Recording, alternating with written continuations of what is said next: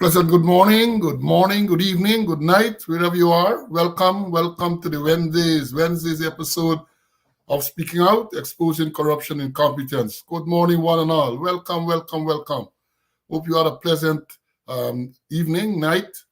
I hope you are prepared for a productive day. So welcome, one and all. Share the live. Let people know that we are on today, Wednesday, the 7th day of February. 2024. The year is really moving, 1 week in February is already under our belt, and here we are once again. Let's give praise and thanks to the Almighty for allowing us to see this new day. As we always say, it's a privilege to be able to see a new dawn. So we must give praise and thanks for being in the land of the living.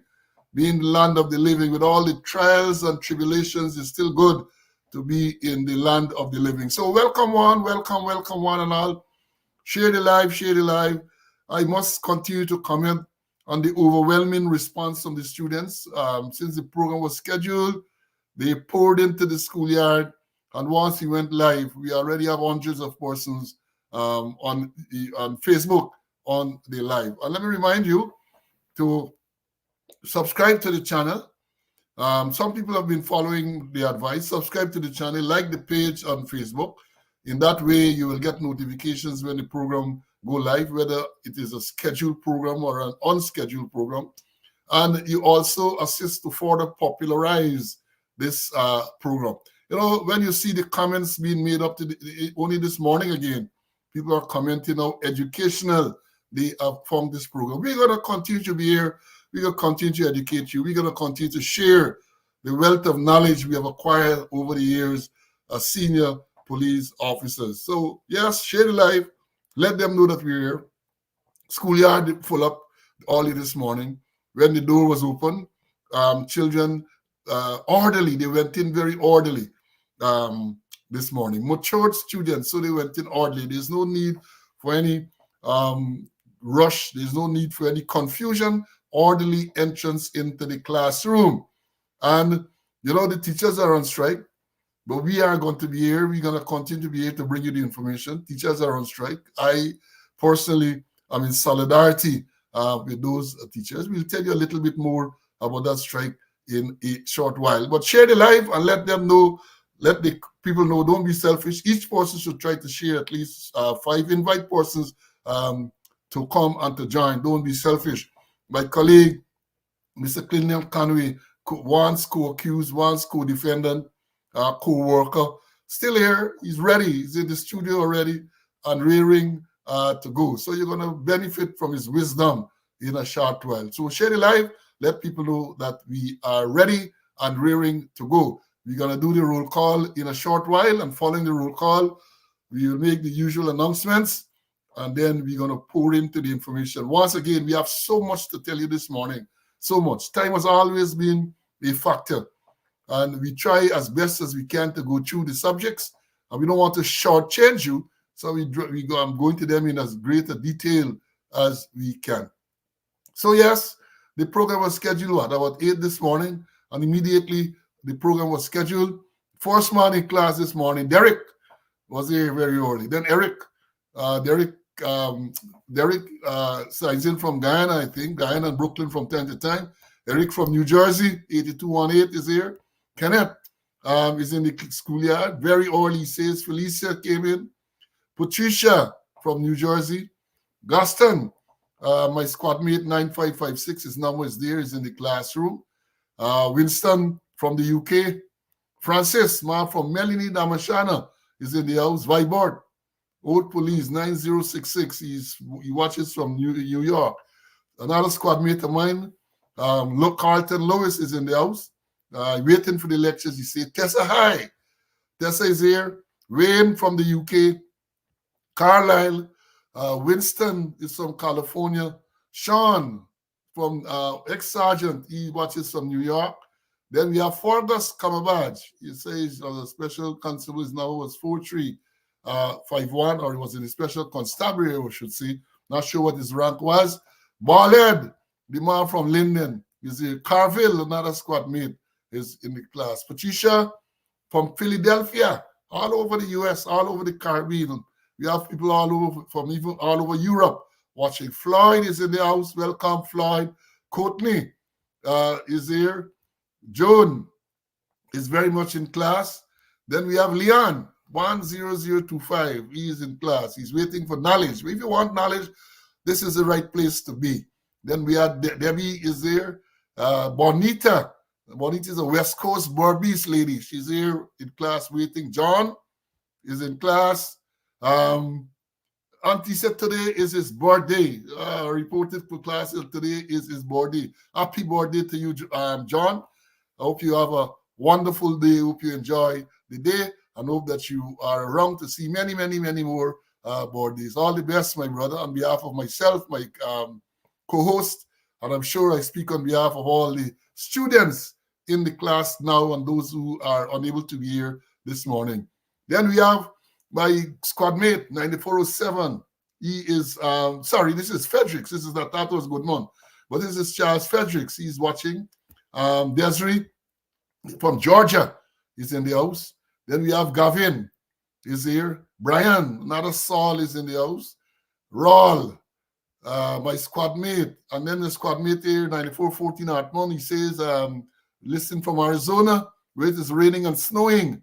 And he's saying it is nice to see so many of my squad mates in our group. We recently started a group squad 74, course 74.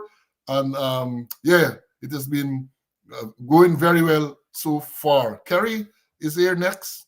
She's from Baltimore, Maryland. Isabella is in the class.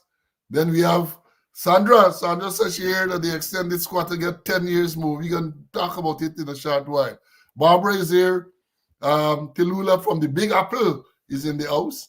Then we have Cecile is in the house as well, waiting in the schoolyard patiently. Ulrich, my squad mate, 9555 is in the house. Rhonda, Karen, Aileen, the only female umpire, one of the female umpires around. Anthony is here. Pauline, Everett from Texas. Doreen, my squad mate, W349 from New Jersey. Ulrich is in the house. Jacko from Georgia is in the house. Pito from Queens is here. Clarence, very much in the house. Michael. Then Charles. When I saw the Charles first, I thought it was this Charles. Good morning, my squad mate. 9407. Welcome. He's from Newark, New Jersey. Then we have Princess Earl from in the class from Lamar Springs. Monica. Lucius. George Calder, 11899. BV1, East Coast. Maureen is in the house. She will be having a great day. Pamela from across the river, over the river. Colin from Queens. Philip is very much here.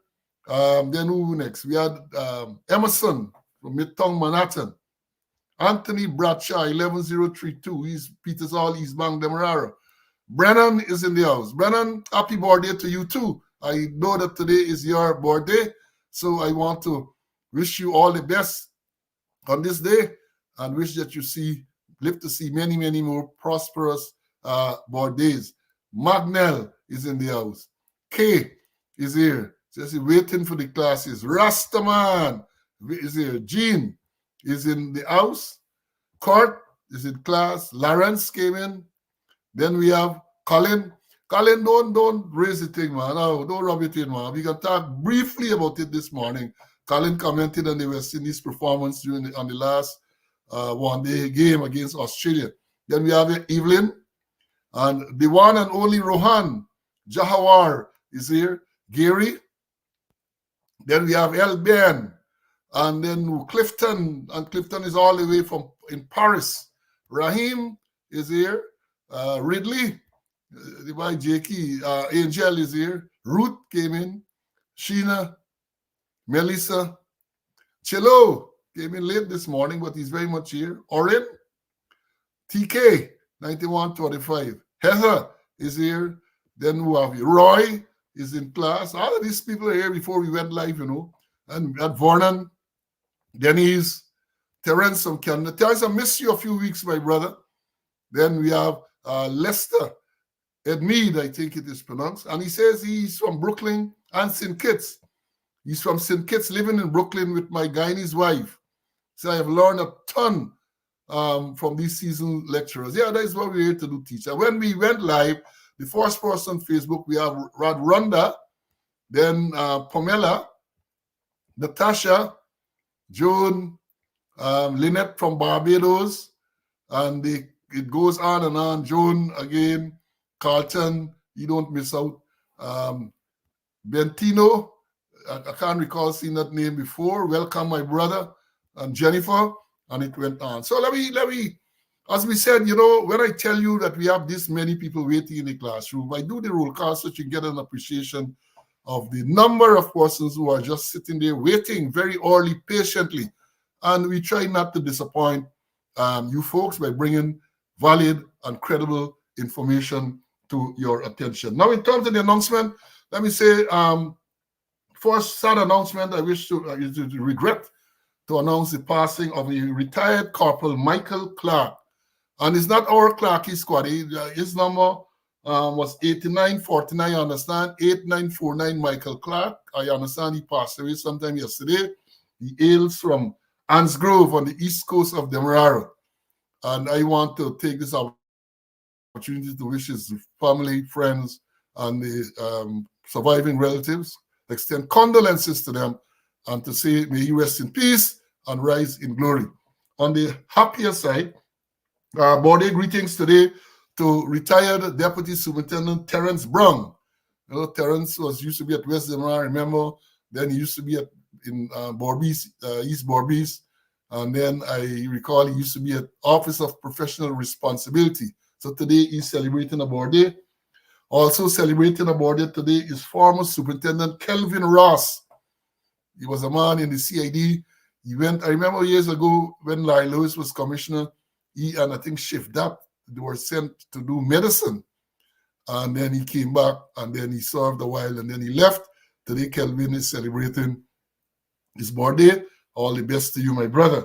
Also celebrating a birthday today, as I indicated, is Brennan Thompson, very much on the live. So I want to wish those persons who are celebrating their birthday today all the best. Long life, prosperity, health, strength as you move on. And belated birthday greetings to retired Deputy Superintendent, woman Deputy Superintendent, Anne LaFleur, my good friend. Anne celebrated a birthday yesterday, I think it was. I want to wish her all the best. And in terms of future birthday greetings, I have here Claude Fraser. He wasn't the police, but he was a very popular senior officer in the Guided Defense Force, paratrooper and all of that. Claude is my good friend. We always, whenever we meet, we would exchange. And Claude is an interesting story. I don't have time to tell you it's here now, but his elder brother, Claudius, was with us at the TSU.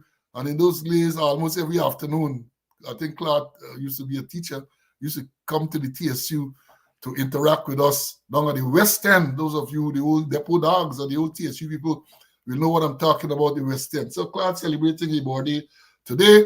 Also celebrating a birthday today, well, not today, tomorrow is Claude's birthday, I think, yeah, tomorrow. So this is future birthday greetings. Is our own, a man who assists us with this program, Rashley Fraser. Rashley celebrating a birthday today. I want to wish all of you all the very best. And let me tell you too that to remind you that this weekend is Carnival weekend in Trinidad and Tobago. Next week Wednesday is Ash Wednesday. So you could imagine what's going on in Trinidad already. Starting up, building up through the weekend all the way to Ash Wednesday.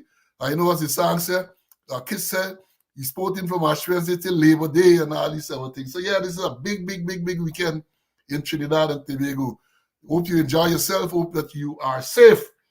And as Colin had said earlier, talking about the cricket, West Indies played Australia in the third and final ODI. It was a clean sweep for Australia. But the disappointing thing is that West Indies were routed for 86. 86. They made it 86, and Australia took just 6 point something overs to overall the score.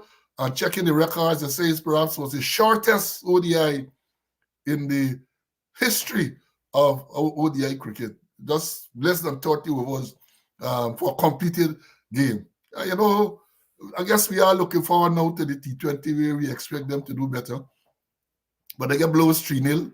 And it's not when they get blows, but to be routed for 86 in 24 overs or something. They're very, very disappointed. So let's see what happens there. And I want to, also New Zealand crushed South Africa last night. New Zealand made 511 in the first innings, bowled them out for 1-something, and did not enforce the follow-on.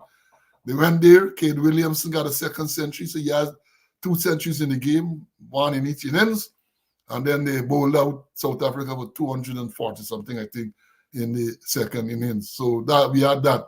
Of course, we also had India and England, where India was able to level the series. And for the cricket followers, to inform you that today begins the regional 4-day game. West Indies regional 4-day game. Guyana comes up against Trinidad, I think it is. And that tournament starts off in St. Kitts and Nevis. So they start off today. That is in terms of cricket. What more do I have to tell you? Again, let me remind our squad mate, Coach 74, that our 50th anniversary is rapidly approaching. We started a WhatsApp group yesterday. I am the admin of the group, so send your telephone numbers to me, and I will add you to the group. And if you know others who are still around, add them to the group. This morning, we took a decision that we're going to also include the instructors, the people who were instructors at the college when we were there 50 years ago. We joined in 2 sets. 15th of February, the first half came in, and then the second half came in on the 1st of March. And I like to tease the first half to say they had to go in there to make preparations for us. Because we were the chosen ones, and they went there 2 weeks before, and they made preparations. We all are members, of course, 74. And I have the list. Of all the members, the women and the men. I think 52 women and 200 and something men. A very large course. So we are planning some type of get-together. The thinking is that during the summer, those of us or those who are in the United States can meet and have a wonderful time. And those who are in Guyana can do likewise sometime during the summer. Guyana is summer all year round, so perhaps they will choose to do it even earlier. So that is what the plan is at the moment. And I also want to continue to remind members of Course 106 that you are asked to make contact with Leroy Charles. 106, Course 106 starts from 10:9:16 Adams and ends with 10:9:50 Tyndall.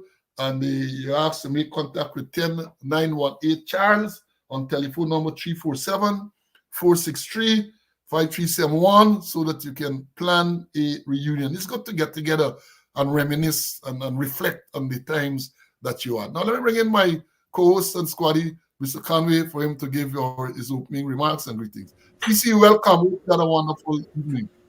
Yeah, I had a nice quiet weekend, and I always say happy to be in the land of the living to do God's work. I wish to congratulate Derek. He got another gold medal this time, and we haven't had a taste of that red wine. It's still chilling, so another bottle will come. I don't know who's going to pay for that one. Birthday greetings, Brennan. I know Brennan has been recording all our programs. He have them on record. And Terrence Brown, very interesting story with Terrence Brown. He was my station sergeant when I was Commander West de Moraro. He was in Puerto, and Graham, who left as deputy commissioner, was my sergeant at Greenup. And they were my best sergeants as a commander. And I can remember, when I can remember something November the previous November year, I was preaching to them in terms of bringing forward a property book I wonder how many property book have been brought forward in the Guyana Police Force. And on the 2nd of January, I sent to all the station sergeants, say, report to me with your property book. And they all came. And lo and behold, Graham and Terence Brown, their property book was brought forward and in order. So I had to buy a bottle Johnny Walker, 5-year-old for Brown, and a case of Malta for Graham, and the rest had to pay some money too, because they didn't think. But the thing is that I think at this time, property books supposed to be brought forward in the Guyana Police Force. And that's by all of my brief remarks. Yeah, but thanks. A property book should be brought forward by the first week in the new year. That is supposed to be standard one. As you rightly say, wonder how many of them know that. You got to bring forward your property book to reflect the start of the new year. And you have returns and all of those things to do. I know that's where the training comes in. That is where training comes in. And talking about training, CC, I have to bring you back in because I noted on Monday, there was a release that the police, what they call it, the police academy now started a junior officer course, and they make a big nice over the fact that you have overseas participants. I think Grenada and some other forces in the Caribbean are participating in this junior officer course, which started on Monday. But let me say this. We have been saying it all along on this program for over 2 years now. Training is important. That is one of the things that is lacking in the Guyana Police Force. So I am glad to see that they have commenced this program. However, coming out and saying that the program is launched is good. But let's see what the content is. Let's see who are the facilitators, because having the program is excellent, is very, very good. One cannot deny that. But perhaps even more important is the subjects that are going to be taught and the people who are going to be the lecturers on that program. Very, very important, because I have said repeatedly, people from the DPP's chamber, I'm sure they're going to participate. People from the University of Guyana are going to participate, and other people are going to participate. But when it comes to the policing aspect of the course, when it comes to teaching aspects relating to policing, you have to have people with policing experience. Nobody from the DPP's chamber, nobody from the magistracy, no one from the University of Guyana can teach the real policing. And this is not being disrespectful to those entities. This is a fact. This is a fact. You have to have people with proper police command experience to share some of the experiences and to prepare these young officers for senior roles. So I commend the police on putting together this course, belatedly as it is, because, since COVID in 2020, they used to make the excuse that is why they don't have this program. They never thought it fit to perhaps go virtual on some of these trainings. So you had a large period when no proper training took place. And I believe that is reflected in many of the actions of the police now. So it's important. And, looking at the program, I hope, as I said, the subjects are going to be important. I hope they have somebody to tell them what ethics in law enforcement. I hope they have that. Things like imperative of command. And they should also ensure that training is done at other levels, senior and junior levels, all levels in the organization. If you recall, not so long ago, even the Chief Justice had to more or less command that training in human rights and other subjects should be taught at all levels. I don't know. So I hope that is included in this thing as well. But CC, I know you have been the man at training for a number of years. As a matter of fact, when you reach the age of retirement, you were specifically kept to continue the training aspect in the force. So I know you would have a lot to say on this course that commences on Monday. So over to you. Yeah, Paul. I am happy that at least an attempt is made to conduct the junior officers training course. And that's a very important course. It's a course where we introduce them to university, a course where we prepare them for upward mobility. And this junior officer course started, I think, in 1976 under Henry Fraser, who was commissioner, man who always say that facts are stubborn thing, they stare you in the face. And it continued over the years. But the last one that was conducted was by me. And I did two in that year. I think it was 2011 or 2012. And since then, they didn't add any other. And I've been harping for them to conduct junior officers course. I have not seen the objectives. I have not seen the methodology. I don't know what are the training needs that they will address, but it is a start. And I just want to give them some little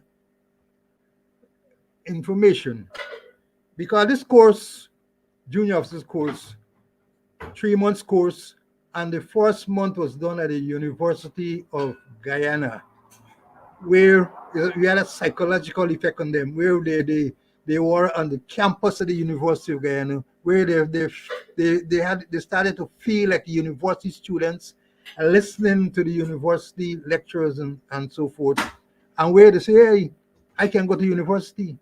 And out of those courses, quite a number of persons went to university, got degrees, and do other courses. So it had a psychological effect.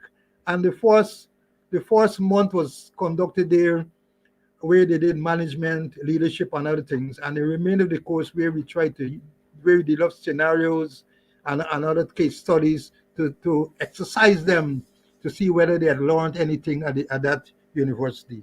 So I don't know if the methodology is going to be chalk and talk like what is happening with instructors at the college. But I want to tell them that they should look at the instructional material. Yes, they have lectures. Will they have question and answer sessions? Will they have discussions? Will they have video conferencing? Will they have demonstration? Will they have hands-on learning? Will they have role play? Will they have case studies? Will they have simulation exercises? And in their instructional material, will they have printed information, visual aids, bullet boards, audio, video, television program, computer program, and e-learning? And at the end of it, I wonder how they are evaluating, how they are assessing the students and how they evaluate the program, because you assess the students and you evaluate the program. And I want to give them some idea in terms of what they can do with evaluation, because there's Kirkpatrick model of evaluation. Very instructive with that 4 models, because if you don't evaluate, you won't know whether you're winning or losing the game. Evaluation is critical after any training program. And the 4 levels are: one, you look at the reaction of the students, how they react to the training. Number 2, you look at whether learning took place, knowledge, skills. Number 3, you look at behavior, whether or not they were able to use the skills and knowledge obtained in terms of when they return to their job. And the last one, we look at results. What was the value to the organization? You do a cost benefit analysis. That's the way you know whether your course was successful or not. I say do a proper evaluation. So I want to wish those persons well. And later on, Paul, I think we're going to do the police disciplinary procedure, which I hope would be part of their program. And they can borrow from us. They can plagiarize when we finish and use it for those persons who will be attending the junior officers course, because they'll have to do later on disciplinary procedure. Thank you very much for that, my brother. I see comments here, people saying, or Rick say you went to junior officer course number 14. In terms of the bringing forward of records, people saying, yeah, the exhibits and all of that have to come forward at the start of the year. I was fortunate to be in junior officers course number 5 back in 1980 or 81, I think it was, junior officer course number 5.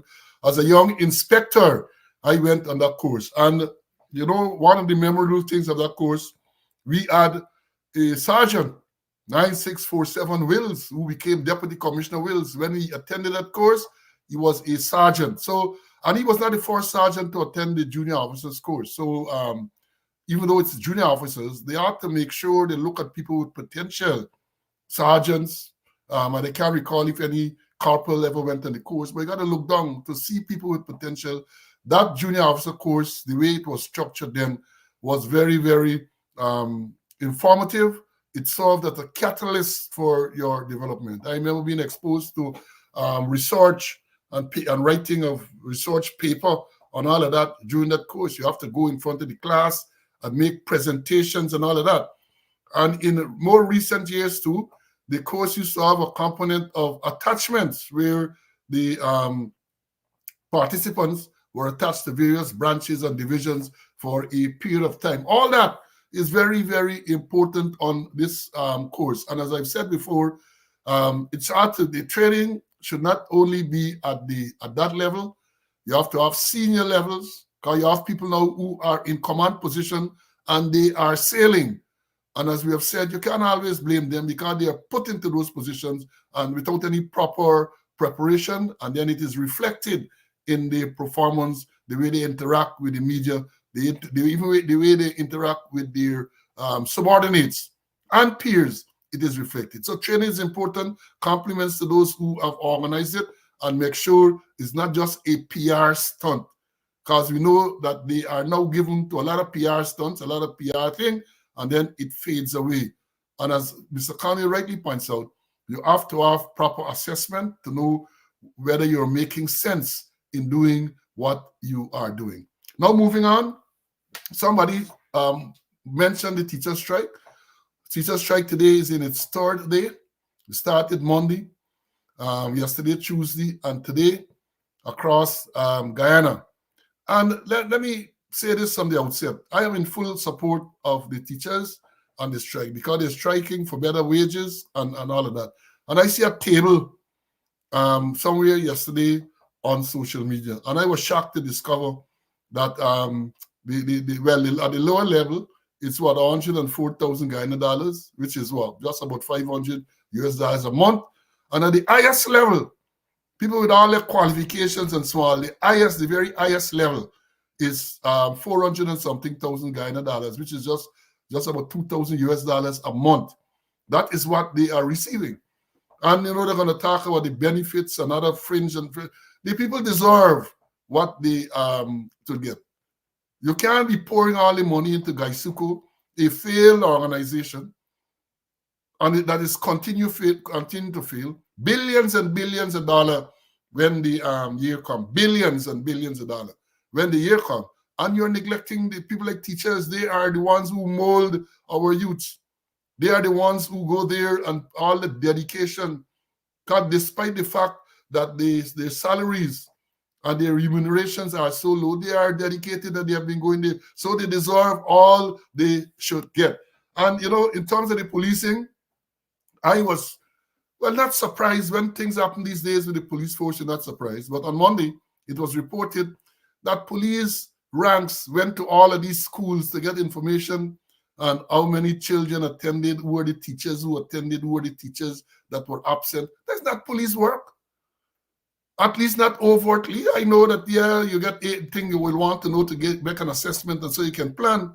But to go into school openly and to be making these inquiries is wrong. And that is why people continue to disrespect the police. And people continue to say that the police force has been politicized. Because you have people who are in command who are not giving proper leadership. Even if you want that type of information, you can't send police in uniform or openly policemen to go to the school to get that type of information. That is wrong. That is not police work. You have a strike, and despite what they're saying about the strike being unlawful and illegitimate and all kind of fancy thing they're saying, people have a constitutional right to strike. The role of the police primarily is to ensure that there's no breach of the peace during the demonstration, wherever they are. They don't block the traffic. I see too, and I'm going to read a quick thing where the police issued a release on, it was when? Monday, and they're claiming that, let me go. Police statement, and this is on Monday. They said the Guyana Police Force has received calls this morning relative to the planned teachers' strike action, indicating that persons are being intimidated and threatened. The Guyana Police Force takes these reports seriously and will be investigating these alleged threats. Well, let me say this first of all. People can call and say what? And I suspect that what you're talking about Government people might have called and say, oh, people threatening the teachers, people intimidating the teachers. That is not sufficient. The persons who are threatened, the persons who are alleged to be threatened, the persons who are alleged to be intimidated must make the report. This has got to be an individual report, and you have to take statements from them. Let me understand this thing clearly. So some minister or some government official call you and tell you, oh, teachers are being threatened, teachers are being intimidated, and then you jump. No. The persons who are alleged to be threatened must make a report, an individual report, and they must give statement. So you can take the statement and get, that's how the investigation start. Not jump on this political bandwagon to say that you're going to investigate. Investigate what? Who made any report? You have any record in any occurrence book at any station that someone reported that they were threatened, and by whom? So these are some of the things that will continue to tarnish the image of the police force. They get the corporate propaganda unit coming out with these foolish statements. If threats are made, if people are intimidated, the process should be those persons should go to the station. The individual has to make the report that they are threatened and that they are intimidated, because just using the word doesn't mean anything. They have to give a statement. What were the words used to threaten you? How is it that you're intimidated? What did they do to intimidate you? That has to be reduced into writing, and then you take it from there. So I hope that the some of them are listening, and because this whole thing become, and then they talk about the thing is politicized and so on. Out there, the PPP talk about the teachers union being politicized. They have GAU. Somebody told me after the program Monday that the man who's in charge of GAU now is a PPP member of parliament. They're making big fuss over the fact that the Guyana Teachers Union General Secretary is a member of parliament, opposition member of parliament. But you have GAU. GAU, the man who is in charge of GAU, the Guyana Agricultural Workers Union, the union that represents sugar workers, among others. He is a member of parliament. That is the information I got on the government side.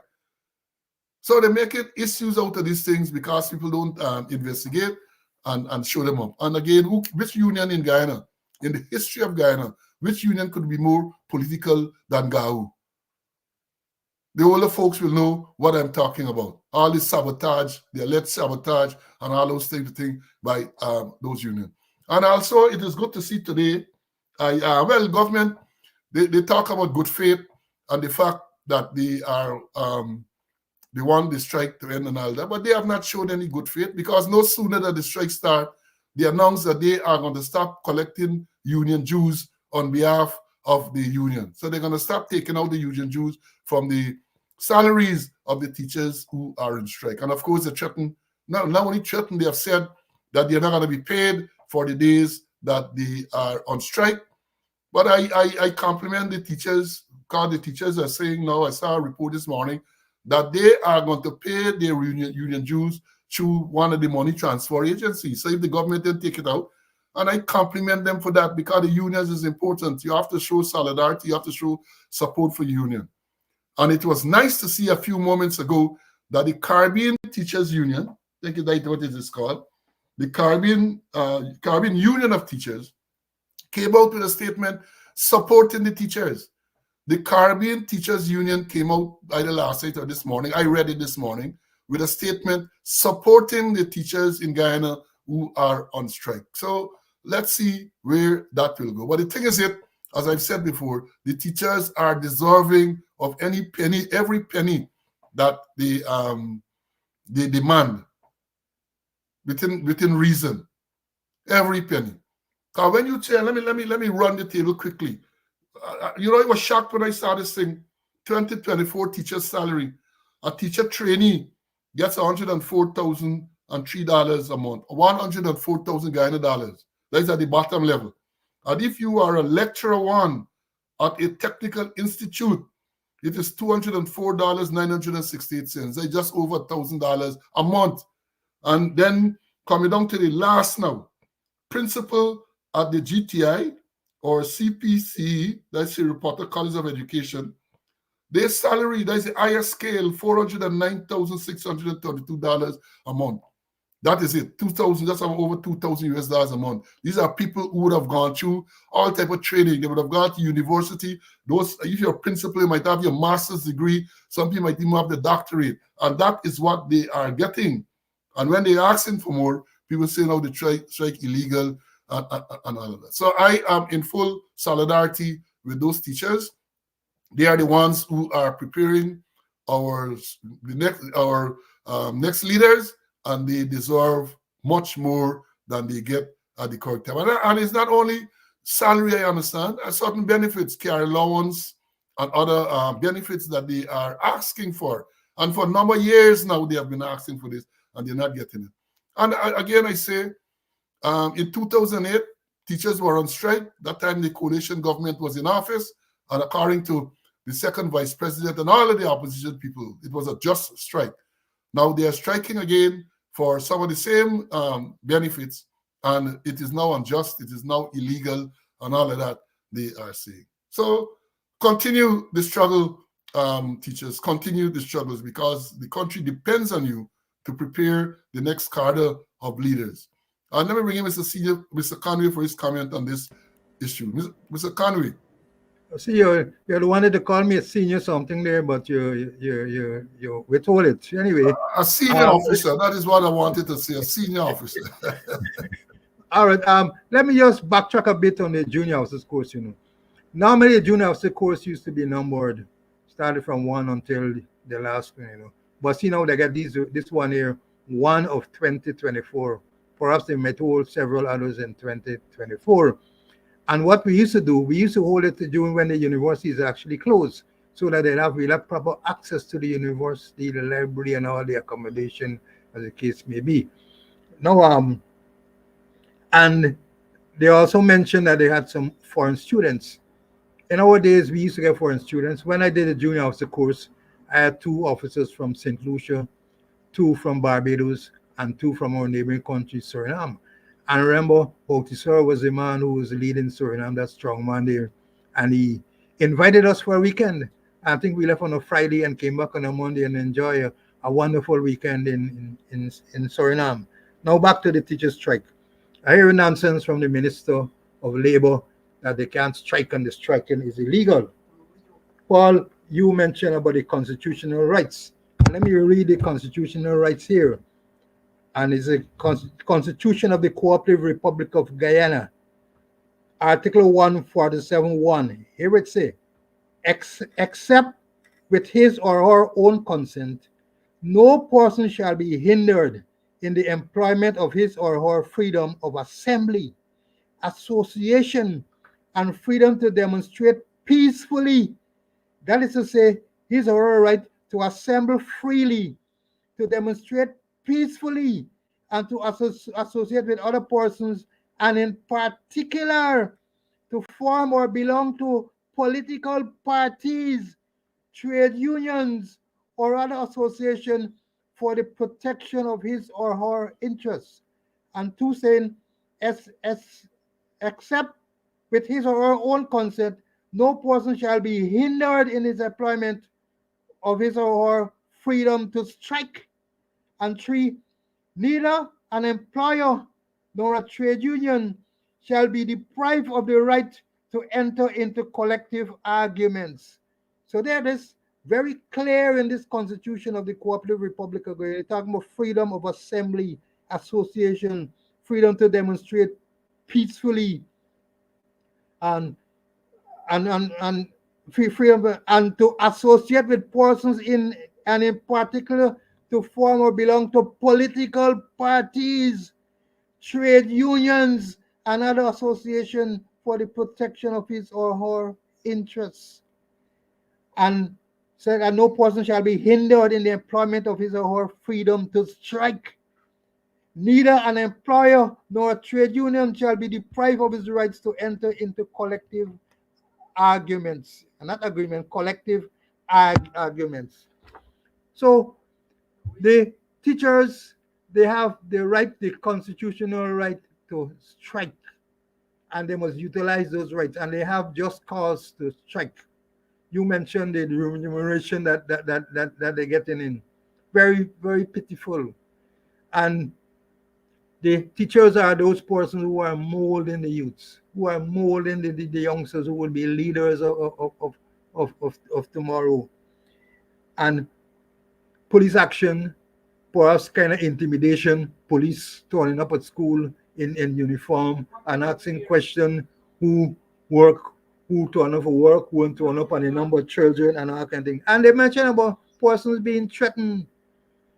One of the main ingredients of threats, the last person, were you afraid?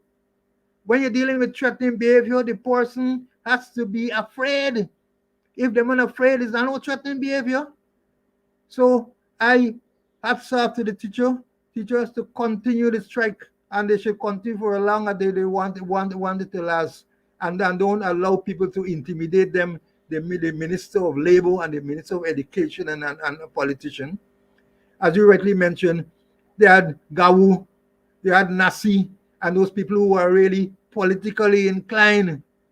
And even with Gawu Gan with the Guinness Book of Records, the most striking in any department is Gawu. Gawu get the gold medal for that. And Gawu was led by a politician, a member of parliament. Even one time, Chedi Jagan was, I think, the general secretary for Gawu. So what's wrong if Coretta McDonald is an APNU or PNC member? They have the right to strike, and they must discharge a constitutional right to strike, and we are here to support them. Well said, well said. And you said Gau Komal Chan, he was a PPP member of parliament for a long time, and he was the head general secretary of the Guyana Agricultural Workers Union. So I don't know what they're making a fuss now that the general secretary of the teachers union is a politician. So what? She's an opposition politician. So what? And you made a very important point there, CC, which I want to emphasize on a bit, that when threats are made, if somebody said they are threatened, you have to take a statement from that person. And the important element, the person must be afraid by the words or the action, the threatening words or the threatening action. They must, because of the words used or the action towards them, they must have been afraid. To be threatened and to be intimidated, it's not just using these empty words of persons threatened. You go to court, and that is where the prosecutors too will brief. If a person is charged for threatening behavior, at some stage the prosecutor is going to ask him, were you afraid? And he has to say, because of the words, he is afraid. If he is to say, look, I am afraid, them boys go in court, and I'm going to threaten you, were you afraid? No, we're afraid. I am afraid me. He can't beat me. No case established. No case established, because once you're going to claim that you were threatened, you have to be afraid. And the next thing, that the person has to be in a position to carry out the threat. So all of these things are important elements to be brought out in a statement, a proper statement taken from the person who is making the report. So this thing with the police issuing statement, they receive calls that persons are threatened. Who make the calls? Is it the person who is alleged to be threatened? Then they must go to the station, and you get a statement from them. This is the time when they have to go to the statement, and you get a statement. And get a proper statement. You have to go to the station, get a proper statement from them. Right? Other than that, you can't go any place. What are you investigating? Somebody called to say they are threatened. Who is the person? Person has to have a name. You have to get details of the threat. Either the language or the action, details you have to get. That has to be put in writing. So all of these things, what they're talking about, and this is what I'm saying again, that is where the training comes in, because they're going to send some young police, go and deal with this, and they're not trained to deal with these type of things. They are not trained. And then you waste a lot of time, because the DPP quick to set charge, and you win before the court, the elements are not there, the case collapses. That is what has been happening. Now let me move on. CC, I saw yesterday in the news that the challenge to the extension of the extended squatter, the Chief Justice ruled on it yesterday and said basically that it was lawful for the president to have extended the squatter in the manner he did. That is the Chief Justice ruling, that is the court ruling. But let me tell you this. There are many rulings from the Chief Justice, one in particular relating to this same matter, when the appointment, the acting appointment was challenged, and it was said that there was no consultation as required by Article 212 of the Constitution. The Article 212 of the Constitution says that the president appoints the commissioner of police and every deputy commissioner of police, but there's a process. He has to consult with the opposition leader. He has to consult with the chairperson of the Police Service Commission, who must first consult with the other members. Now, that wasn't done when the acting appointment was made of Ikin, and that was challenged. The Chief Justice went on to say, well, she didn't say the doctrine of necessity, but she said it was necessary because at the time when the appointment was made, there was no opposition leader. That is what the Chief Justice said. I don't agree with that. I think the matter is challenged. And then she went on to make another statement that I talked about on this program, and I don't agree with it. She said that she did not see any difference between a person who's made to act and a person who's carrying out the function. Well, I said this, that the Chief Justice is wrong on that point. I know a few weeks ago, I was in conversation with a very senior and prominent lawyer, and he raised the same issue, and he agreed with me because the Constitution says what should be the process for a person to act as commissioner and to act as deputy commissioner. It says the process is spelled out. And I am saying, and the person agreed with me, that in the absence of that process, the person cannot be said to be acting. The Constitution says that in order for the commissioner to be acting, and every deputy commissioner, the president must first consult with the opposition leader. He should also consult with the chairman of the Police Service Commission, who will first consult with the other members of the commission. And my argument is that unless that process is gone through, you cannot say that the person is acting, they merely carrying out the functions of, as in the case of RP, as in the case when I carried out the functions on more than one occasion, because the constitutional process wasn't followed. But that was the ruling of the Chief Justice. And then I understand that that was challenged. I don't know what has become of that challenge. But yesterday, the news is that the Chief Justice said the manner in which the president extended the commission, the acting commissioner, was lawful. Well, I am going to agree with that. And of course, whether I agree or not, it doesn't matter. But it matters to those bees, because I understand that a lot of senior police officers are uneasy because they were hoping and they were expecting the decision to go the other way so the man can catch the distance. Because according to them, you're only there blocking space. And it's not that the man is all that qualified or brilliant. And his tenure, record number of road deaths, serious crimes and all of that. But the president likes that type of thing, I guess. So the man has been extended indefinitely. So, CC, let me hear your take on that, man. Let me hear, I know your man would have been following. Let me hear your take on the extension of the extended squatter. Let me hear your views. Like you, I disagree with the Chief Justice.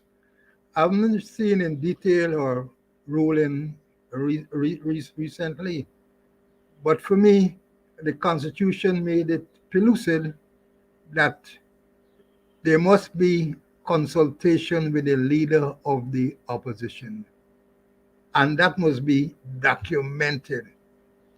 And there was no consultation with the leader of the opposition when the squatter was extended.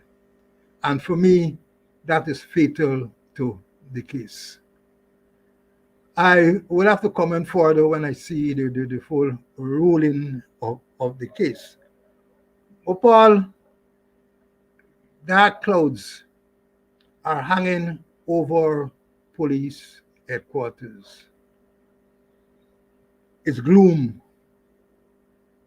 The 3Bs and Adobe, they are really, really upset.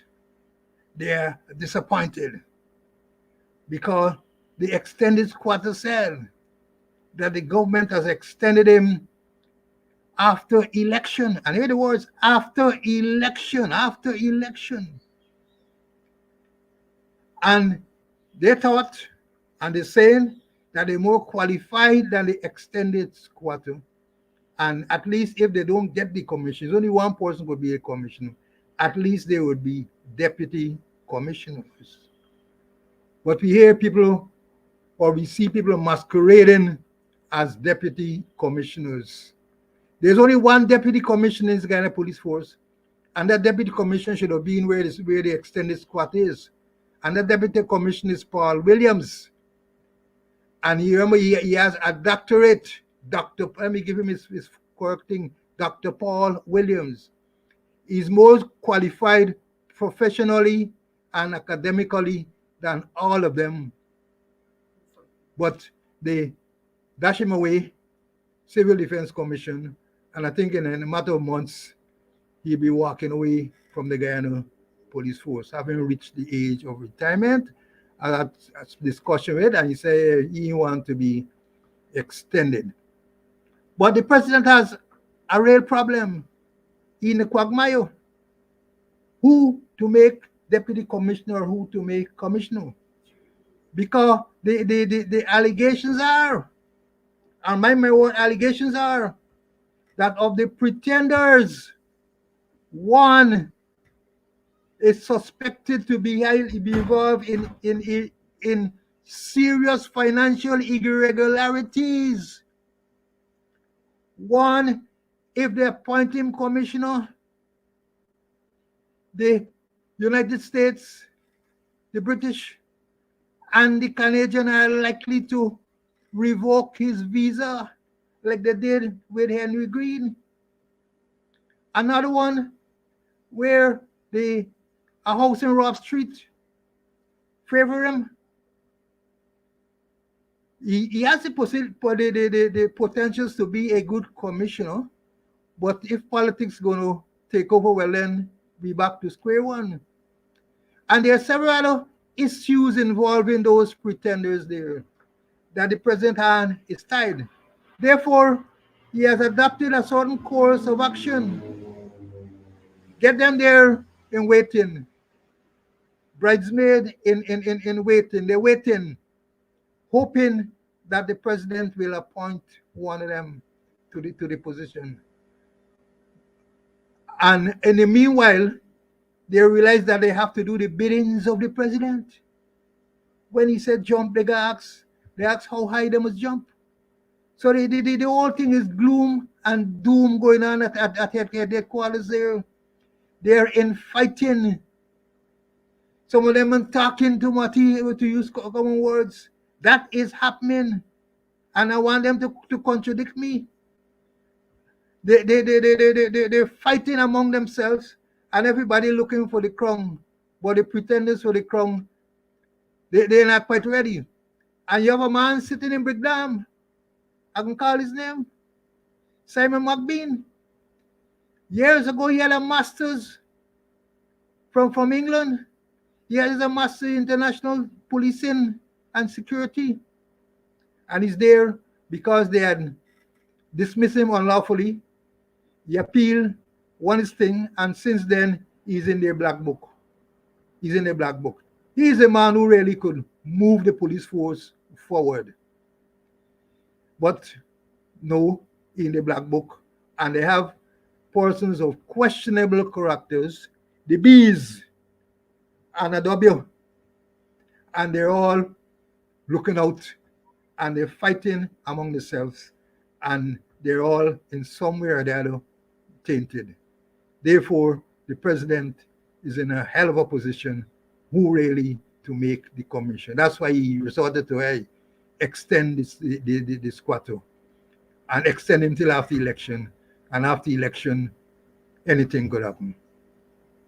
Well, we shall see. Let's see where it goes. But it's very worrying. It's very worrying when you have the people at the top who many feel are not qualified for the position, and then allegations of criminal activity by others at the top. These allegations are made at people at the top. We spoke about it 2 consecutive programs about an allegation that a senior officer actually attempted or lodged or deposited $16.5 million, $16.5 million in cash, 2 black bags of money in the Polish Credit Union. 16.5 million Guyana dollars. And where would a police officer get the type of money from? I'm not aware, and people are not aware is involved in any business. And we have said before, that is something for the Financial Investigation Unit to investigate. Can't depend on SOCU. SOCU is only investigate when they're given political directions. The Integrity Commission should get involved. Where would a senior police officer get $16.5 million in cash to deposit one time, one go at the police credit union? And more than that, when the thing was drawn to the attention that is against the rules and regulations and all of that, the people were removed. Those who were advising on the correct thing are removed, are banished to the various areas. And these things are wrong. These things are wrong, but no one is speaking out. No one is standing up. And the people running roughshod over the junior ranks. And the morale of the force is at an all-time low. They could say whatever they want to say. They could say whatever they want to say. People are demoralized when these things happen. You do your job. You cannot accept a deposit of $16.5 million into the police credit union. What happened? You're thrown away someplace. Chances are your upward mobility is affected. And the person against whom the criminal allegation is made sits there comfortably, nothing is happening. How can that be right? And remember, this is not a false allegation of that nature against senior people. They are all a senior allegation involving money. And as old people would say, you cannot put cat to watch milk. The Home Affairs Minister Robespierre in 2021, during the budget debate in Parliament, said that $300 million were missing from the police finance office. Really nothing much about that. Around the same time, the very Home Affairs Minister said how much 100 guns were missing from the TSU. You hear nothing more. More recently, there's some $300 million worth of stuff missing from the police quartermaster stores. People are removed and nothing happened. And we have reminded persons, or we have informed persons on this program, that the accounting officer for the Guyana Police Force is the permanent secretary, Ministry of Home Affairs. So when you have all of these massive financial irregularities, what is the role of the Ministry of Home Affairs, more specifically the permanent secretary, in all of this? And these things are going around there, and nobody is, I'm not aware that any proper investigation is being done. People just sit there comfortably, continue to in their illegal schemes. $16.5 million, I want you that to sink in. $16.5 million in 2 black bags to be deposited at the store. And I made the point on the last program that from a policing point of view, if you're going to do an investigation, you got to move quickly and get the records, because next thing you know, things disappear. Pages are going to be torn out. And they have some terrible rats in the police stores and that type of thing. Rats eat all kind of thing. You got exhibit, kerosene exhibit, and you're going to be told that the rat drink out the kerosene. You have cans of items, and you have some serious rats in those places. And if you don't move, the next thing you know, the evidence is going to disappear. Because they don't care about tampering with evidence and all of that. They don't care. They are going to do what they feel is necessary to obstruct the investigation. The fact that persons have been transferred perhaps is already an indication that efforts are being made to obstruct whatever investigation might be ordered. So that's what you have. And then you have another case came to 9 only recently, talking about same dysfunctioning of the system there. A rank who is on sick leave. A rank who is on sick leave and did what the standing order requires that rank to do. That is, you get sick leave, you take it to the nearest police station, and you make a record there, you leave it with them, they have a duty. Rank on sick leave, terminated for being absent from duty, and have sick leave for all the days. But what? No proper investigation, no proper management. So the rank, and it's a recent case, the rank is terminated, claiming that the rank was absent from duty, when in fact, the rank was on sick leave for all the period. And let me say this. Force Order 21 of 78 must have been republished several times, but I remember that number well. Speaks to medical service and sick police. That is the headline. Force Order 21 of 78, medical service and sick police. It tells you the steps that you need to take if you are sick. It tells you the step. And I remember certain things that if a rank is working in a particular department and the rank is absent for more than 24 hours, the first obligation of that department is to send a message, what we call a telephone message or a radio message, to the station nearest to which that person lives, to ask or to warn that person to report for duty. Standard. A message is sent either by radio or telephone for the person to report for duty. Then you're going to get a relative message saying contact was made or contact was not made and what actually transpired. Because I think it's the Police Act says that if you have been absent for more than 24 hours, you can be deemed to have illegally withdrawn from the force. So you have to send that message. That is how you start, by building evidence. In many cases, you would send to inquire, especially now in the days of cell phone and all of that. They're going to call to find out, because you cannot assume that the rank is just staying away. The rank might very well be critically ill, seriously ill, and the welfare, as an officer, you are also to look into the welfare of ranks. You got to find out what is the position of the rank. And then a report is put up. You submit a report to say that this rank did not report for duty, you get no sick leave, and no sick leave has been received, and all that. Inquiries have to be made. You can't move to the step, which is perhaps the ultimate step, to say you are discharging the rank for failing to report for duty, illegally withdrawn. If you have done an investigation, as I've alluded to, you would have discovered that the rank is on sick leave. You would have discovered that. And you can't discharge or dismiss a person who is on sick leave. But they did that. So I don't know what, but it's an easy thing now, only that these people are stubborn. They can be very obstinate, and they don't want to listen to advice. They don't know, and they don't listen. You realize now that the rank was in fact on sick leave. Then the first thing you should do is to recall the termination letter. Easy. You recall the termination letter. And then you're going to have perhaps Office of Professional Responsibility or someone investigate why the sick leave that was lodged at the station was not forwarded to police headquarters or wherever the rank is stationed. That is what should be done. But I know them. They're going to dig in, and they are not going to want to reverse that decision. And perhaps then the next stage is to the ranks to move to the High Court. But it is sad. It is sad.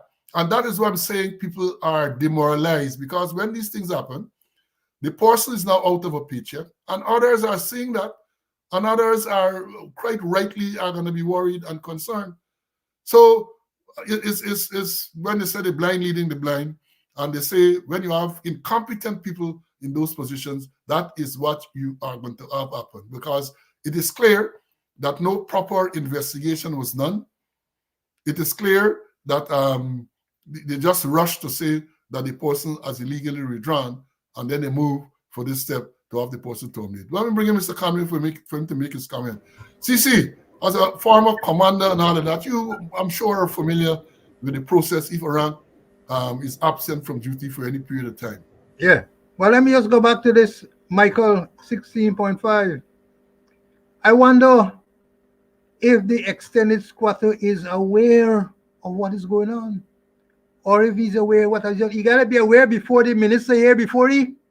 Remember what happened at the fire scene there, where the minister rip up the traffic, the fireman, that he knew before the fireman.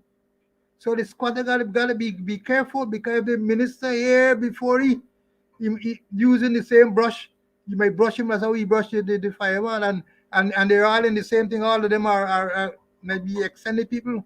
Now going back to this sick leave, I know as a commander, I recommended people who absent or who illegally withdraw, and before the final that notice is written up, is signed by the commissioner, the staff officer will normally call the commander and say, look, We about to terminate this person's service.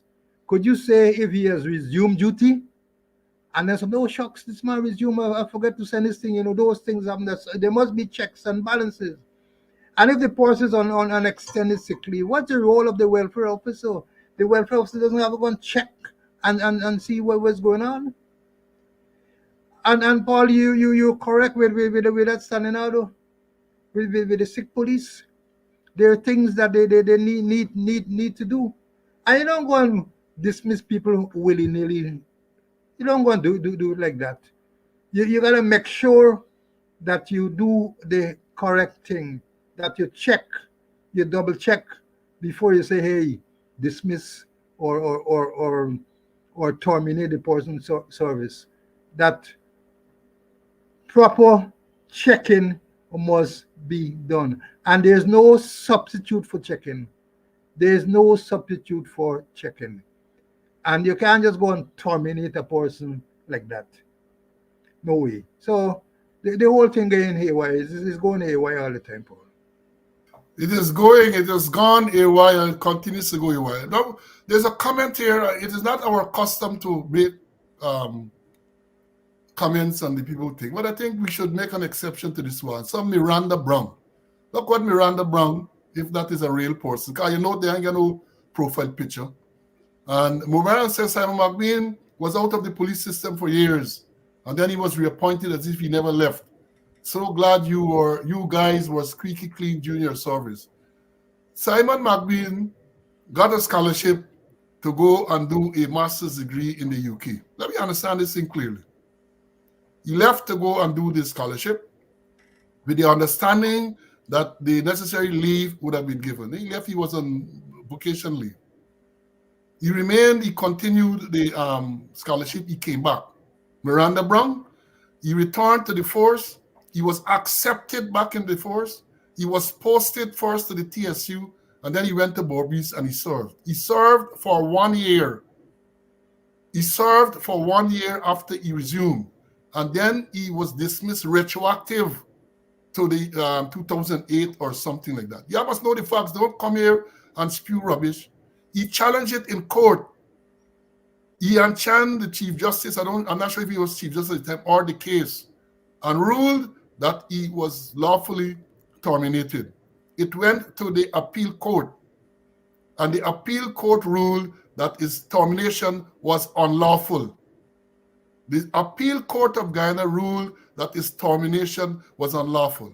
And let me tell you this further. During the time he was in England studying, they never denied him his pay. They never denied him his benefits. So he did, and then they decided to terminate him retroactively. So yes, when the appeal court ruled, his lawyer and the Attorney General's chamber worked out an arrangement, and he was reinstated by the Police Officers Commission. So don't come and talk rubbish in this place. Don't come, because I'm going to take you up. I'm going to take you up. How do you dismiss a person, even if you want to say that he was absent, whatever? Due process, and that's what the appeal court said. He was never disciplined. He was never charged for anything. He was never charged for being absent. He was never made to answer to any disciplinary charge. He was just arbitrarily dismissed retroactively, having returned and worked for over a year. Then they backdate the dismissal. How can that be right? So Miranda Brown, go back to Ralph Street and tell them that Slow said, and the records are there. The records are there. So Slow said that this nonsense that you're talking here is not true. It is not true. Let me repeat for you. Man won a scholarship from the UK. I think it is Chevening scholarship. Applied for permission to go on the scholarship. I was in the force at the time. Green was the commissioner. We were so elated that a police officer was able to win this scholarship to do a subject related to policing. He applied for the time, and the process is a little slow. So he had a long set of leave, and he started on the leave with the understanding that before the leave would have been over, the permission would have come through. I was tasked with the responsibility of putting up a paper on study leave in the police force, and I have a copy which we were able to show that study leave in the police force is not something new. You had people went to do law. You had people went to do medicine. You have people went to do all manner of things, study leave. They call it study leave as such, but that is what it amounted to. That is what it amounted to. They went and they came back. And all we recommended that in the future, what should happen, like it happens in the GDF and other places, is that once a person is granted leave to go and study, when the person comes back, the person should be made to sign some contract to serve the country for a period of time. But they did not do that. The man returned and he was reinstated. Well, not reinstated, he resumed.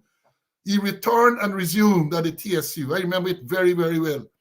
And then he was transferred to Bordeaux as a second in command to Steve Mirai.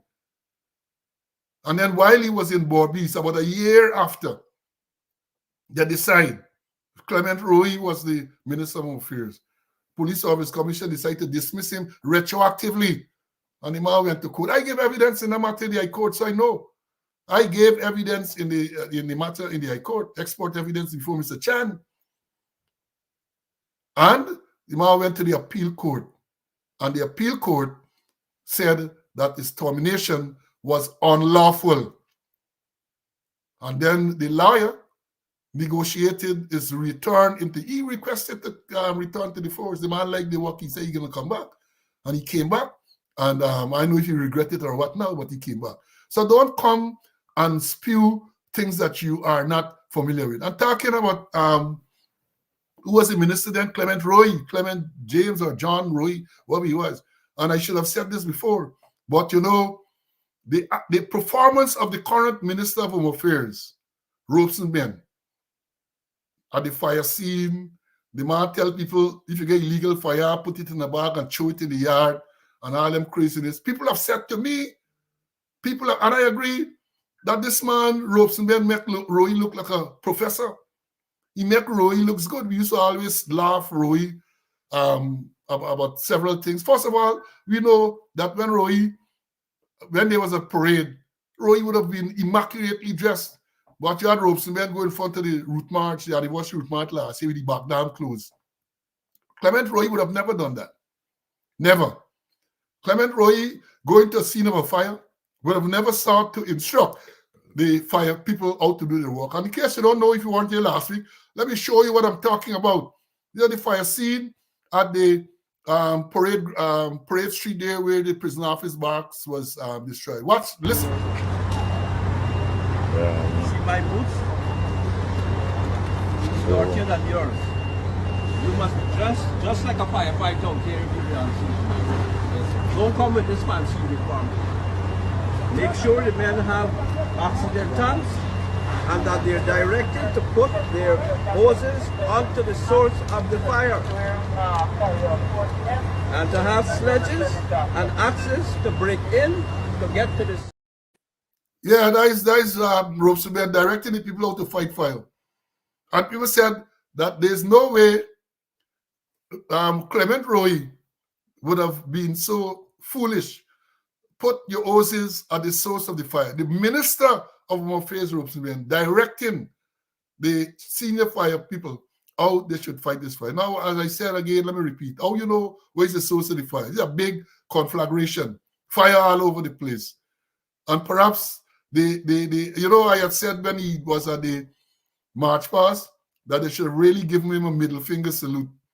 And what they should have told him, as a former drill instructor, when you're introducing a subject, you have to demonstrate. Look this way for a complete demonstration. They should have said to him, sir, can you please demonstrate to us how we should put this fire, how we should put this hose at the source of the fire. Go and show me. We can follow you. That is what should have happened. That is what should have happened. But people said the man met Clement Roy. They never thought Clement Roy, former Minister of Home Affairs, now a member of the Election Commission, would have been made to look so good. And I must admit, when you listen to this nonsense that the minister talking, the current minister, tell people that if you get illegal firearms, we're not going to have an amnesty. What you should do, pass by the station, put it in a bag, and throw it in the yard. Now he's directing the fire people. You get to the fire, you see me shoe dirtier than you. Well, if you're a dirty person, your shoes are expected to be dirtier than the other people. Your shoe must go there, and all this crap he talking. So that is what you have in the force. See, the next thing I saw, time running out already. I got a couple more things that I want to talk about. I saw a statement attributed to what they call, or who they call, as you said, the statement said tint must be removed from police operational patrol vehicles. And that statement is attributed to Deputy Commissioner Budram. There is no such person. And they could write it as often as they want. And I'm going to repeat as often as I have to. This is something in Starbuck News on the 6th of February this year. And it is said, tint must be removed from police operational patrol vehicles. Statement made by Deputy Commissioner, they said Deputy Commissioner Budram. There is no Deputy Commissioner Budram. Let me repeat that. And for that, you're making a statement like that. I say, why are, let me put this way. You're talking about operational vehicles. What about all the private vehicles that the people have been talking about with tints, police vehicles, no permission, and they're just driving around, operating with impunity. And then you decide you're going to harass the other people about tint. The first thing we have to realize, and I must tell you, there is no law in Guyana that says that you cannot have tint on the vehicle. Let me make it absolutely clear. We like to teach. There is no law in Guyana that says that a vehicle cannot have tint. What the law is that the vehicle should not be tinted to such an extent that a person on the outside should not be able to observe and identify the person on the inside. So in other words, you can have tint, but it must be a light tint. So let me repeat that. There is no law saying that vehicles in Guyana must not have tints. The law is, for the benefit of all persons, that no vehicle shall be so tinted as to prevent a person standing outside, paraphrasing, from observing and identifying the person inside the vehicle. In other words, the tint has to be light. And it was always very controversial. I was a traffic chief when the thing started. And I left, and then they butcher up the whole thing. And then in terms of the front glass, 6 inches from the top, you can have a visor. Now, I understand the whole front of the vehicle tinted. And that is what is being allowed. And next thing I saw too is apparently the law relating to obscure review is no longer applicable, because go around Georgetown, you see minibuses, you see private cars, you see other vehicles with big posters advertising dance and all sort of thing on the back glass of the vehicle, clearly obscuring the review, which is an offense, and nobody is dealing with it. And these same vehicles are going into licensing and certifying officers in the same manner, and they're getting certificate of fitness. Same thing. So where are we going? So Mr. Budram, when you got to make big statement about tint should be removed from operational vehicle, all you have to do, if you have any clout or power as the man in charge of operations, is send a message, all station message in case you don't know, and instruct that all vehicles should, the tint should be removed from all police vehicles. And perhaps you might want to command the commanders to have an inspection and to report on the success of that instruction, whether the people carrying it out or not. Right? So those things are simple things, but to go in the media, you're only looking stupid, because when you have to go to the media to say things must be removed from operational vehicles, you're going to question it. It's going to be questioned. Why do you have to utilize the media for something like that to happen? Again, I say it's a lot of PR. A lot of PR. Mr. Conway, your comments, please. As you rightly say, is the amount of tint in the vehicle. Now, I read an article, and Budram, Assistant Commissioner Budram, said some other things. And I got to give him a little credit, because I never hear any other officers mention of this. Here, according to the report, there must be resist corrupt transaction and compromise. Corrupt transaction and compromise. I can't recall hearing any other officer talking about corruption. Can't recall. Perhaps he's bold enough to think, because in terms of the traffic situation, in terms of the madness on the road, corruption, the 6C, corruption is the jaguar in the room, and they're not addressing corruption. But I'm happy that at least he had hinted something about corruption. Look at what is going on. They take away the lorry driver theory examination from the cops and faith. Perhaps those churchmen aren't good enough, or perhaps they suspect they're doing underhand business, and they give it to all persons Zara personnel from Zara. But because Zara built some computer center which is very good about the country, but Zara is conducting the tests, and nobody doing no integrity testing in Zara.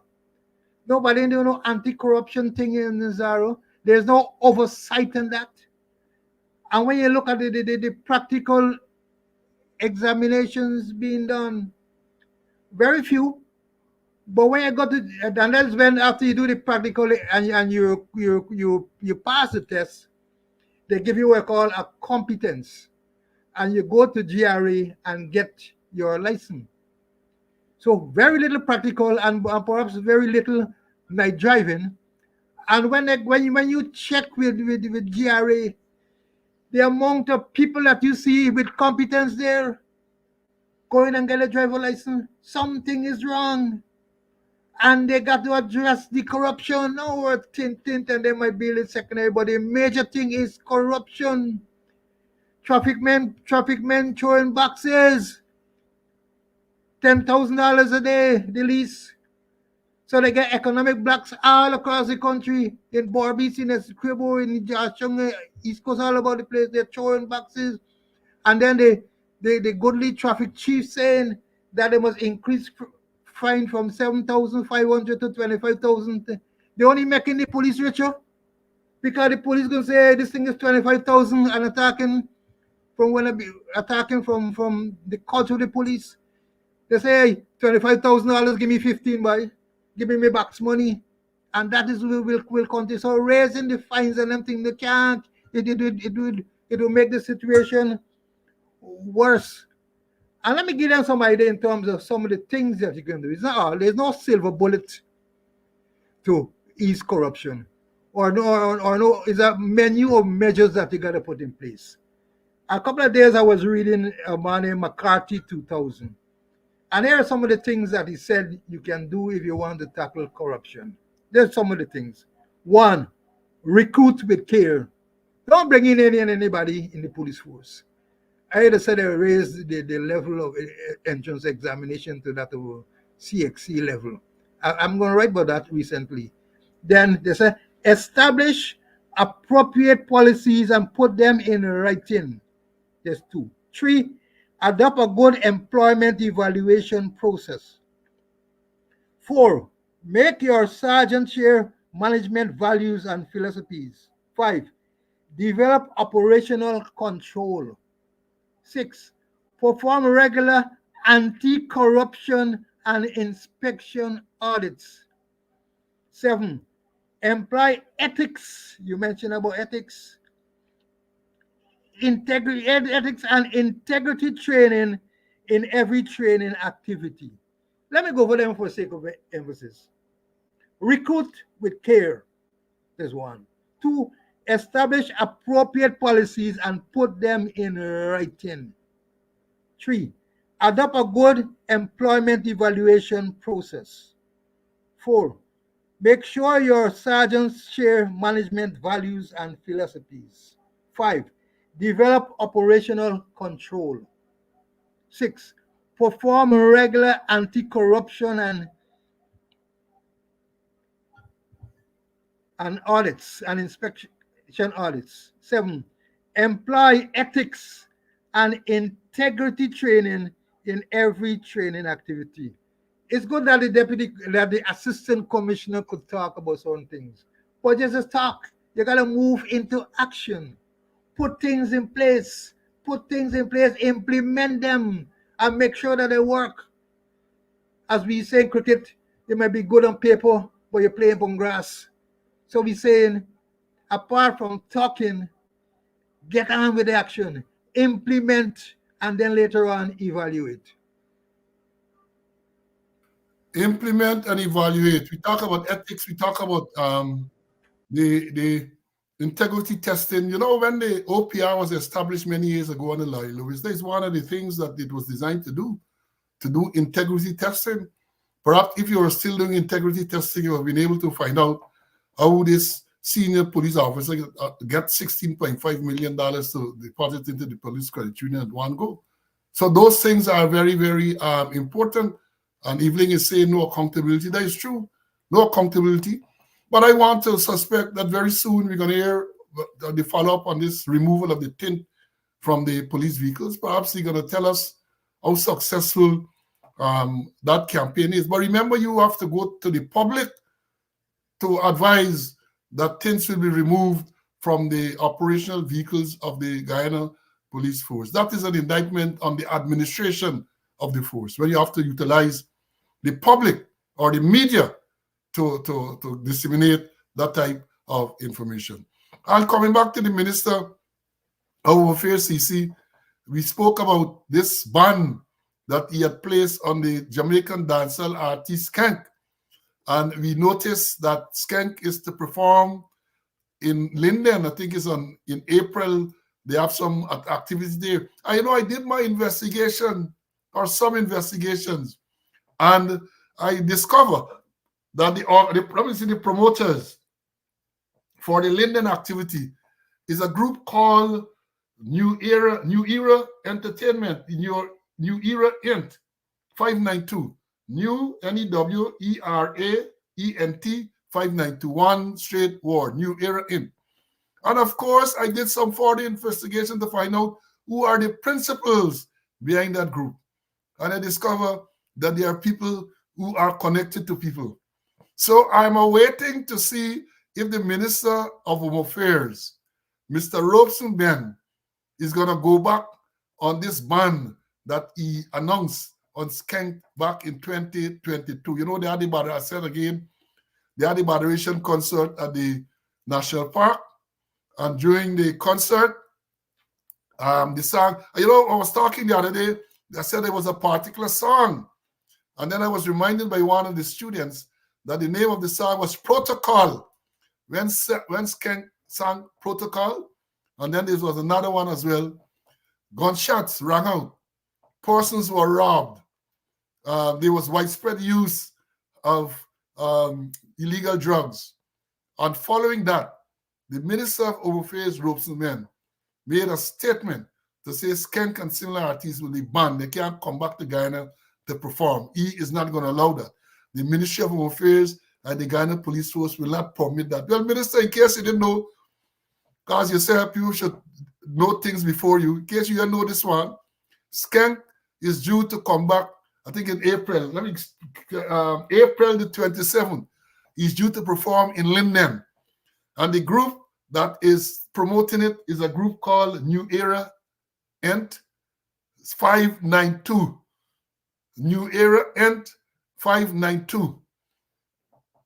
The principals of that group are connected to some of them that get the $436 million to build the school at Bamia and get another $127 million on top of the 436 or 437, what it was, to build the school. I understand that these promoters of this particular event are connected to some who are in that school building thing. You know what school building, Minister? A group called Statement building that school, 436 million, I think it was.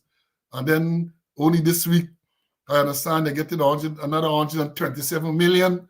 All right, I understand it's one big connection. So let me see if you really get the balls to say that the ban is going to be maintained and Skank can't come to Guyana. I watching. I am watching. The man, well, all pronounce it, they know what I'm talking about. The man sing a song named Protocol, and when your protocol start to sing, shot got a lick, as they say, Karen got a pelt, as the boys will see. Even though whether it's Skank or Skench, whatever it is, you know what I am talking about. But the most important thing is that the minister banned this artist from coming to Guyana back in 2022, and we see that the ban is coming back again. So you want to know if the ban has been lifted, Minister? Has the ban been lifted? And if so, what are the new conditions for this person to perform? So we have all of those things. And, you know, CC, before we also to close off, we had this helicopter crash, 5 persons died, and there's another mystery. I suspect there's going to be a report similar to the Madja Commission of Inquiry report. A lot of whitewash will take place. A lot of whitewash. And we're not finished with the Madja Commission of Inquiry report. We have other things to discuss on it, but time does not permit us to go into any detail now. Yeah, new era hint. You're doing your doing my work, yes, but I'm doing my work.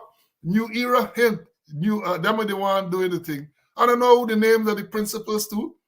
I get keeping up to my sleeve at this time. I'm doing my work. I'm doing my investigation. I'm keeping it up my sleeve because I want to see the minister get the ball or the testicular fortitude to tell that group that there's a ban on skenge or skank or whatever you name, and therefore he can't perform. I want him to see. Because when Batty Lion say yes, they think that the people got to come. And when the others who are associated with Batty Lion say, show got to go on, money got to be made, I want to see in this Rosenman who berating fire people and who showing gun over fence can get the testicular fortitude to tell them, hey, you can't come and you can't perform on April the 27th at Retrieve Linden or any other time. I waiting to see. I am waiting to see. Molly pop, yeah. 100 strap. Molly got to pop. Yeah. Y'all know the thing. Y'all know the thing. That is the thing. Molly got to pop. People telling me, man, the students commenting on what the man has said in the song. Molly got to pop on the drugs and so on going on. So, Cece, your closing remarks, my brother.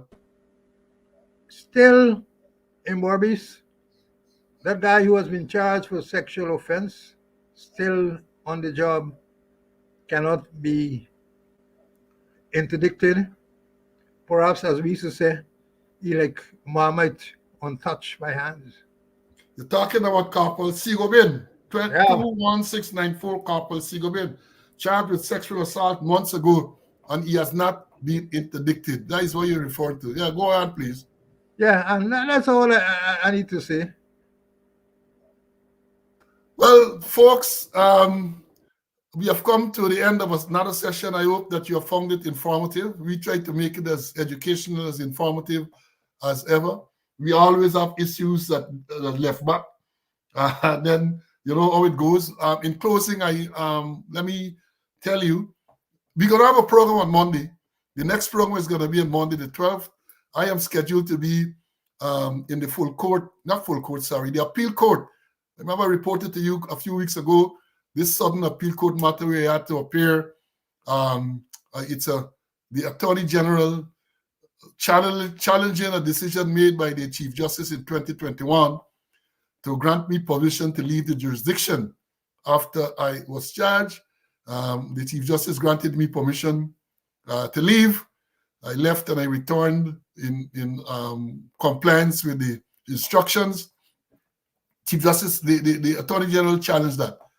So that matter comes up again on Monday morning. So it should be finished in time for us to be here at 11 o'clock Eastern time, 12 o'clock Guyana time. I'm going to update you then on what transpired, and we're going to continue to bring the information to your attention. We had also listed to talk about today this ongoing saga at the Guyana Public Service Credit Union, but time has run out. And Monday, just to say that the judge in that case had ordered a special general meeting for the 5th of February. My understanding is that meeting was not held in accordance with the orders given by the judge. I think they went back to court yesterday, and the judge has now given them, I think the 12th or some day now for a meeting, and he has made the order more explicit. We're going to go into it because he has said who must conduct the meeting, how much money must be provided for the special general meeting, and all of those things. But at some stage, let me say this clearly, that if people continue to defy orders of the court, you got to go to jail. People must be arrested and sent to jail because it is clear that some people are there and they pay no respect to the orders of the court. And if you have that going on, then you're going to have a total breakdown in law and order, and that cannot be accepted. So this matter has been going on. It's a protracted matter, and I believe it's time for the people, the judge and everybody to stamp down on this nonsense and say, enough is enough. This is what is to happen. And therefore, I hope that when they come up, well, based on the orders that he gave yesterday, I'm going to read it Monday. We get enough time to research it and bring it to your attention, that he decides that this is it. And if they fail to comply with the orders, then they should be sanctioned. Because one of the things that was said, that after the order was given, they were awaiting a written order. Well, as far as I know, if you're in court when an order is made, you don't have to wait for the order in writing. You are there. You're representative. If your lawyer is there, you are compelled to comply. When we were the Police Service Commission and Brutus moved to the court in 2020, we did not get any written order, but our lawyer was there, advised what transpired. And once you're told that this is the order of the court, you don't have to wait for no order in writing. You have to carry it out.